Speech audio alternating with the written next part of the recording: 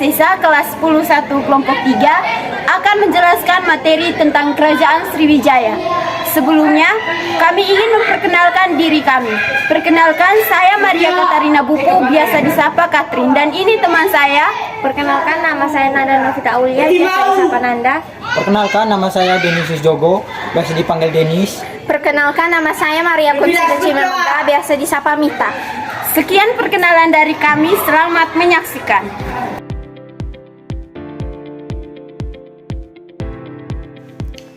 Kerajaan Sriwijaya adalah salah satu kerajaan maritim terbesar dalam sejarah Nusantara yang berkembang sejak abad ke-7 hingga ke-13 Masehi.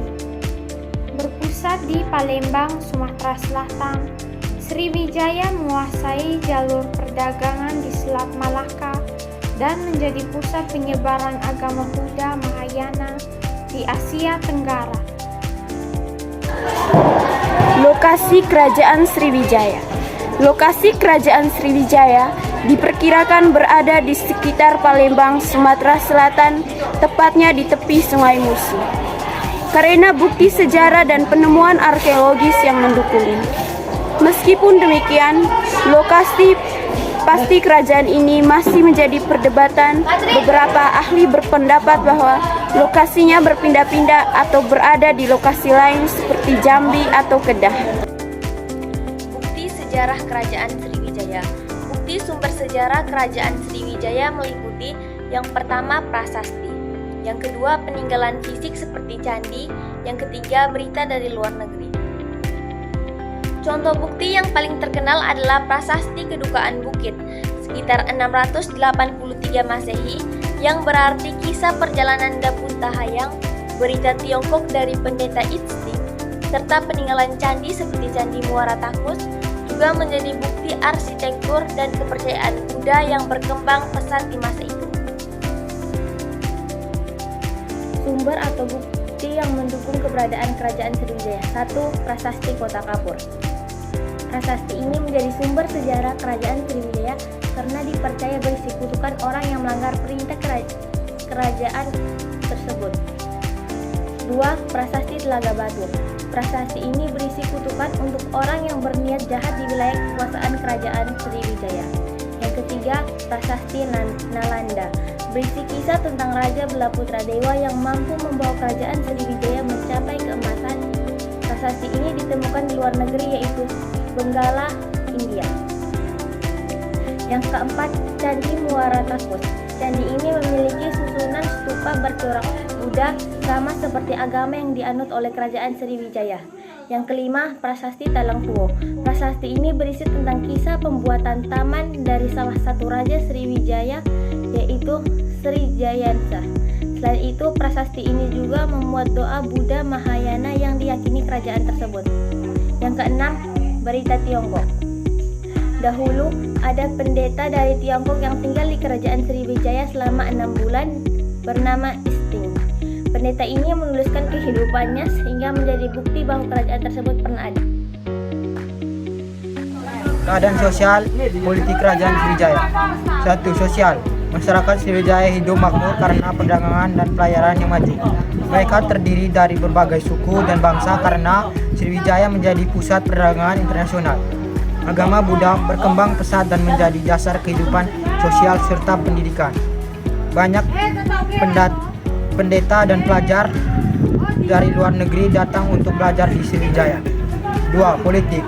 Sriwijaya merupakan kerajaan maritim yang kuat dengan sistem pemerintah monarik dipimpin oleh raja. Raja memiliki kekuasaan tertinggi dan dibantu oleh pejabat-pejabat kerajaan. Sriwijaya menguasai jalur perdagangan di Selat Malaka dan Selat Sunda, sehingga menjadi kerajaan yang berpengaruh di Asia Tenggara. Hubungan diplomatik dengan India dan Tiongkok juga terjadi. Peninggalan Kerajaan Sriwijaya. Yang pertama, Prasasti Kedukaan Bukit.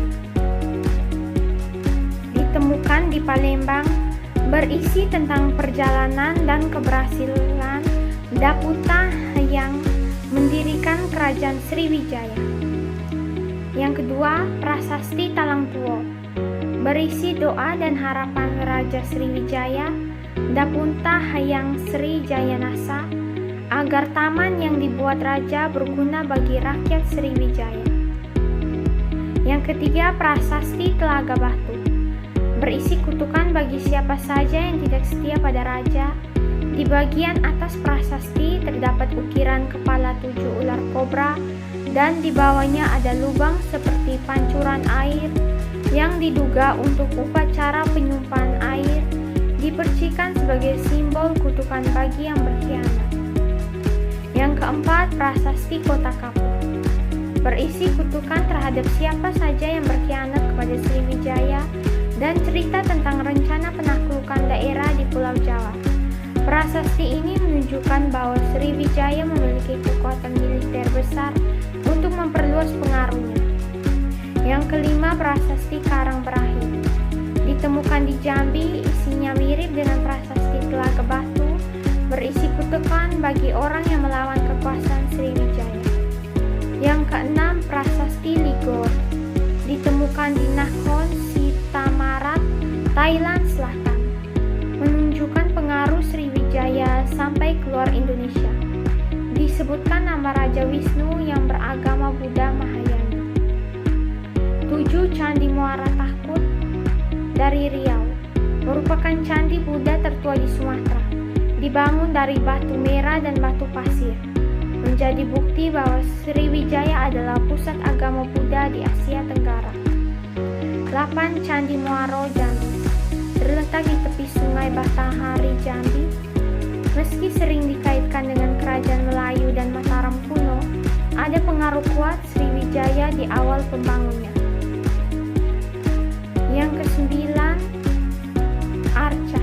Arca dibagi menjadi 2. Arca Buddha dari Perunggu yang ditemukan di Palembang, Arca Bodhisattva Avalokitesvara, simbol pengaruh ajaran Buddha. 10. Catatan tertulis.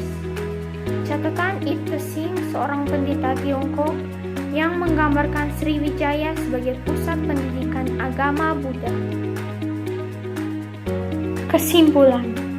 Dari pembahasan tadi, dapat disimpulkan bahwa kerajaan maritim yang maju di bidang perdagangan, pelayaran, dan pendidikan Buddha.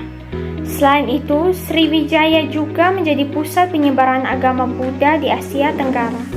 Hal ini dibuktikan dengan banyaknya prasasti seperti Prasasti Kedukan Bukit, Talang Tuo, Telaga Batu, dan Nalanda yang menunjukkan kekuasaan serta kehidupan masyarakatnya.